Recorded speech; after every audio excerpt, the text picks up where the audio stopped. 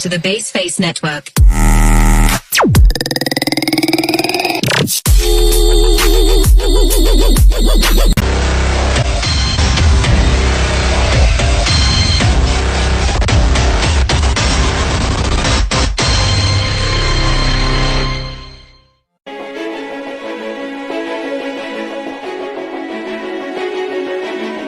Assalamualaikum. Saya Aida Zafira. Nombor bilik saya 104945. Jadi hari ini saya datang jumpa cikgu nak berbual sedikit berkenaan topik yang saya kena buat assignment saya untuk kursus penerangan sosial di Lingkungan Remaja. So dekat sini saya nak bertanya satu topik yang saya khususkan kepada tajuk keganasan fizikal. Jadi pertama sekali untuk permulaan saya nak tanya kepada cikgu berkenaan definisi apa yang dimaksudkan dengan keganasan fizikal di kalangan remaja berdasarkan Devian dan Delinkuensi ni. Devian ni adalah salah satu tingkah laku yang dia keluar daripada norma masyarakat, kan? Tapi bila kita sebut melibatkan pelajar sekolah, kita akan panggil delinkuent. Dia sama maksudnya, cuma yang beza kalau Devian ni untuk umum, untuk dia tak ada mengira umur, kan? Tak ada peringkat umur. Tapi kalau melibatkan pelajar sekolah, kita panggil delinkuent. Tingkah laku yang melanggari norma masyarakat. Norma masyarakat maksudnya dia dah tidak ikut peraturan lah. Contoh macam kat sekolah ni merokok, membuli. Kekerasan fizikal ni dia macam tindakan yang satu tingkah laku yang menyakiti ataupun yang menghalang seseorang tu daripada untuk buat sesuatu. Contoh dia macam buli lah. Menghalang buat sesuatu maksudnya? Maksudnya bila pelajar tu nak buat apa-apa, dia tak bagi buat. Faham. Dia macam menghalang kebebasan pelajar tu, kan. Dia sebenarnya kat sekolah ni adalah macam tu. Contoh, dia tak bagi kawan orang lain kau. Tapi sebabkan tadi fizikal dia lebih kepada sentuhan. Contohnya buli tu lah, yang menggunakan sentuhan, kan. Macam cikgu kata yang menghalang buat sesuatu tu yang dia tak bagi kebebasan tu, dia ada kaitan dengan memukul ke apa ke macam mana? Sebenarnya dia lebih kepada kesan mental, sebab bila dia tak kawan tu, dia akan berkesan mental, kan. Maksudnya akan budak takkan seronok di sekolah, sebab dia akan ajak geng dia jangan kawannya dia. Mangsa tu kau yang tak seronok pergi sekolah? Ya, masa yang dia tak bagi kawan. Masa yang tak bagi kawan tu? Okey, berdasarkan yang kekerasan fizikal tu, yang tak bagi kawan tu, maksudnya dia akan buat juga sentuhan yang macam dia memukul pada mangsa tu. Contoh kalau tak ikut, mungkin dia akan buat. Contoh kalau kawan tak ikut, kan. Contoh dia kata jangan kawan dengan kawan tu. Tiba-tiba kawan dia tak boleh, nak kawan juga. Mungkin dia akan menggunakan sentuhan. Contoh macam tumbuk ke, cubit ke, tolak, kan. Kalau pelajar perempuan ni dia lebih kepada tindakan dia tak seagresif pada lelaki. Contoh tindakan mereka ni macam belaga bahu, macam tu, sentuh-sentuh tolak bahu. bagi orang tu mangsa dia terasa lah. Faham? Okay. Tu dari segi apa yang dimaksudkan dengan keganasan fizikal tu dah, kan. Seterusnya saya nak tahu berkenaan apa faktor punca yang pelaku tu buat macam tu kepada mangsa yang dia nak buat tu. Dia memukul, dia lakukan keganasan fizikal tu. Kenapa dia buat macam tu? Sebenarnya punca ni dia banyak. Yang pertama, punca adalah diri pelajar tu sendiri. Maksudnya sikap lah. Sikap pada tu sendiri yang suka tengok benda tu berlaku, dia suka buat, dia rasa puas hati. Dia macam ada relate dengan, dia rasa puas lah. Kepuasan dia. Bila kita tengok balik, kita panggil balik ke kes masa ni, kita akan tanya latar belakang, kan. Selalunya latar belakang berkait dengan keluarga. Ramai macam tu. Maksudnya dalam keluarga tu dia ada yang dia tak puas hati, dalam keluarga dia yang dia rasa macam dia nak protes, lepas tu dia bangkang dekat tempat orang lain. Lepas tu macam dia tak boleh nak kontrol diri dia, kan. Dia tak boleh nak luah dekat keluarga dia, dia akan buat dekat sekolah. Dia lepas kat sekolah, kat kawan-kawan. Okay, faham. Tapi kalau contoh dari segi persekitaran ke, dia satu pengaruh rakan sebaya. Itu main peranan juga, sebab bila dia berkawan dengan yang kaki buli ni, dia pun akan tak ikut jugalah sebab kawan dia, kan. Selalunya macam tu. Soalnya dia dah terikut dengan kawan-kawan yang memang kaki buli ni lah. Kadang dia nak rasa macam geng. Bila kawan dia buat, dia pun nak buat lah sebab geng, kan. Geng kan dia akan bersama perangai, kan. Macam tu. Betul dia turut sekali lah, kan. Selain daripada tu mungkin kalau ada yang lain lagi, tadi cikgu cakap faktor pengaruh dia sendiri, sikap, lepas tu keluarga, rakan-rakan. Pengaruh media masa. Sekarang faktor macam diorang banyak dengan telefon. Yang tu daripada segi mana tu? Yang boleh diorang nak buat kekerasan fizikal tu kat orang. Contoh dalam game, dia permainan game. Kan ada game yang macam aksi ganas ni kan. Mungkin dia pun nak apply dalam game kat kawan-kawan. Ada juga macam tu. Ada. Okey, baik. Seterusnya kalau semua tu yang mempengaruhi mereka untuk buat kekerasan fizikal ni, apa jadi kesan kepada pelaku tu sendiri, lepas tu kesan kepada mangsa tu, dan juga kesan pada persekitaran pelaku dan mangsa tu. Kesan kepada pelaku tu, of course lah, bila dah ada buat benda tu, dia akan menjatuhkan image dia sendiri sebagai seorang pelajar kat sekolah ni kan. Memang dia akan dilabel oleh cikgu, kat tu memang tak ada lari dah.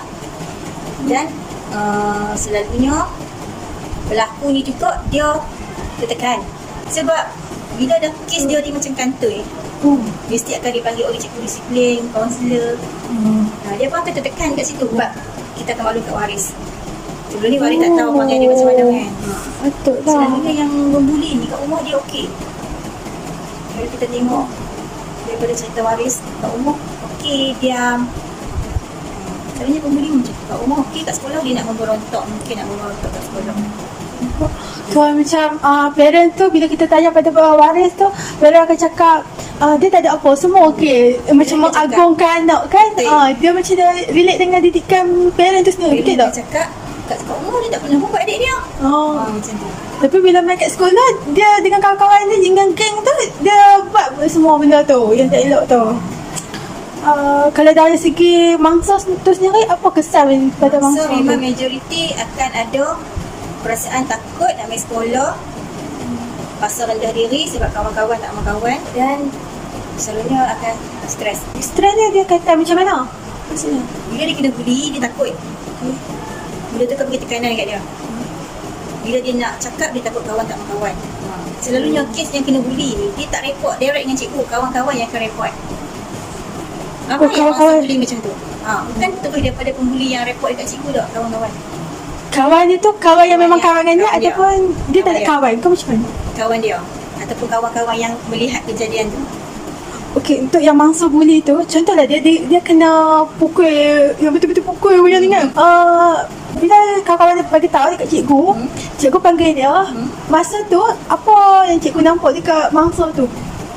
Kebiasaannya lah kalau ada budak-budak yang macam sebenarnya dia akan menangis sebab dia takut nak cerita ke ataupun takut nak cerita.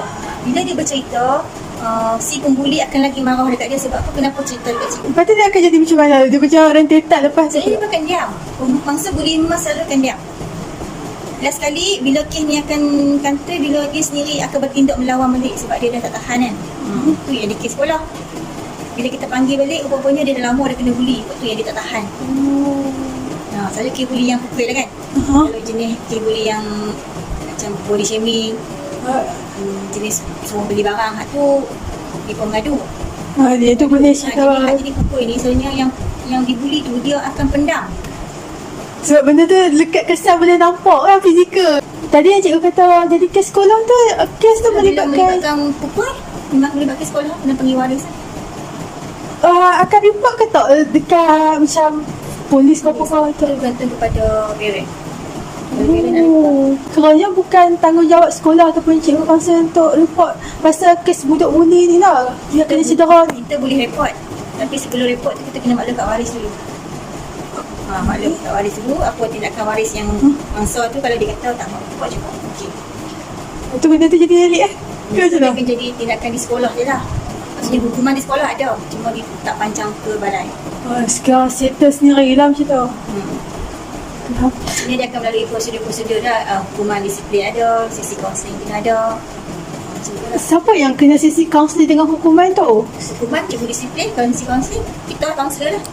Maksudnya hukuman tu diberikan kepada pelaku. Delinquent tu lah kan.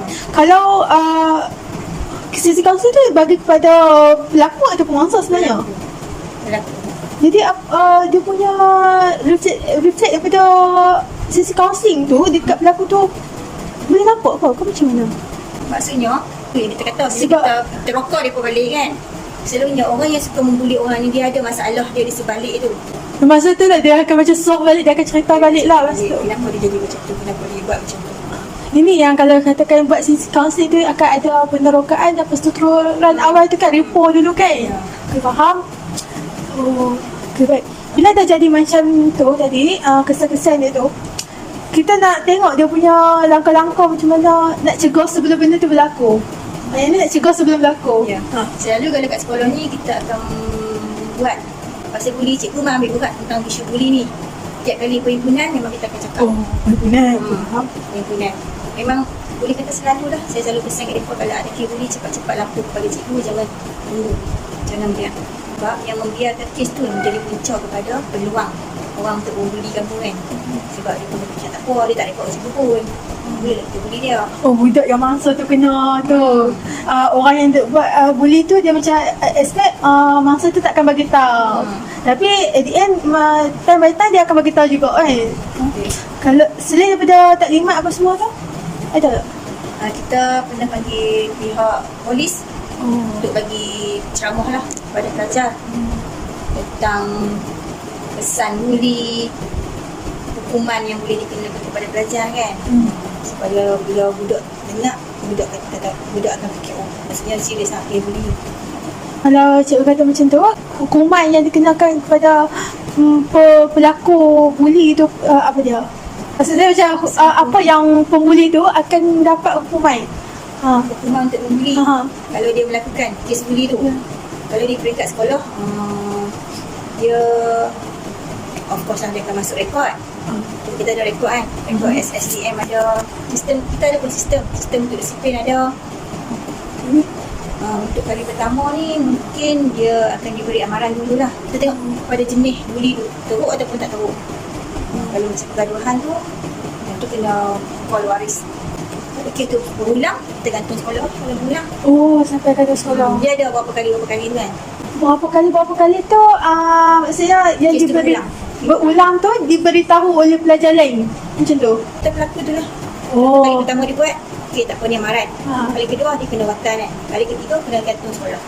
Maksudnya yang kita bagi tahu dekat pelaku tu, pembuli tu, kali pertama dia buat tu kita dapat report yang pertama macam tu. Report yang seterusnya kita bagi tahu untuk amaran yang seterusnya macam tu. Barulah hukuman yang macam sampai tahap ke gantung sekolah apa semua tu Akhirnya yang kali ketiga lah tu. kali ketiga. Yang tu kerana dah inform pada waris lah kan. Contohlah kalau katakan kes-kes yang bully ke sampai fizikal apa semua, pukul apa semua, gaduhan kan, dia berlarutan. Ni langkah-langkah nak atasi benda tu. Benda tu terjadi dah. Benda tu terjadi. Macam mana nak tak mau bagi dia benda tu tak jadi dah macam tu. Sebab tu kita suka bagi kesedaran dekat mangsa tu. Supaya benda tu dia tidak jadi budaya kat sekolah. Kan? Di samping tu kita bagi tazkirah. Maksudnya lepas solat kita ada solat Jumaat. Lepas solat Jumaat kita akan selitkan sikit lah benda-benda macam tu. Dan pemantauan daripada guru kaunseling tu kena ada lah. Kita selalu dah sembang dengan pelajar-pelajar bermasalah ni. Sebenarnya pelajar yang suka buli ni satu je, dia sebenarnya dia nak perhatian. Kalau kita tengok dia tak jahat pun, dia tak ada ganas sangat pun dia. Selalunya budak-budak macam ni dia sangat lembut hati dia. Kalau kita bercerita dengan dia kan. Yang tadi cikgu cakap pasal tazkirah tu kan. Lepas solat bagi tazkirah, kumpulan sasaran dia tu kepada siapa sebenarnya? Itu kepada umum. Kalau tazkirah lepas solat tu umum. Kalau untuk pelajar tu saja, kita akan panggil untuk bimbingan lah, bimbingan individu. Okey. Yang itu untuk yang guru kaunseling lah itu.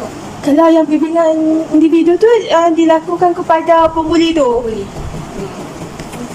Kerana macam kita akan bagi sisi bimbingan tu pada mangsa tu, tapi kalau kaunseling tu diberikan kepada mangsa kan? Kaunseling. Sebenarnya kita akan fokus kepada pembuli. Mangsa tu kita fokus juga, tapi kita tak ada rasa fokus. Sebab dia boleh kontrol sendiri ke macam mana? Yang mangsa. Mangsa benda tu dah kalau dah tak ada pembuli dia okey. Kan? Yang pembuli tu yang bermasalah. So nak heal balik yang pembuli tu lah kan? Okey, faham. Cuma saya nak tahu yang pasal pembuli tu, antara yang cikgu pernah nampak ataupun dengar daripada yang melaporkan pada cikgu lah kan, apa yang bully tu selalu buat pada masa ni. Dia okey. Takat ni cikgu tak pernah jumpa pembuli yang Pukul. kekerasan pukul. Tak ada. Majoriti kes buli kita ni suka body shaming. Yang mengatar mulut kan? Okay. Suka macam pau duit pada RM1, RM2 macam tu lah. Oh. Suruh beli makanan kat kantin. Macam tu. Oh, ini pasti baru tahu. Sebab selalu yang paling obvious sekali ni body shaming lah daripada zaman dulu lagi kan. Itu dia main nama mak ayah kan. betul. Mengejek-mengejek. Dia suka mengatur mulut ni. Dia takat yang minta duit tu tak tahu lagi lah. Tak duit pada. Sampai suruh pergi beli tu. Pada tu belum perempuan lah. Kalau tak beli dia pun tak berkawan. Macam tu lah. Macam tu.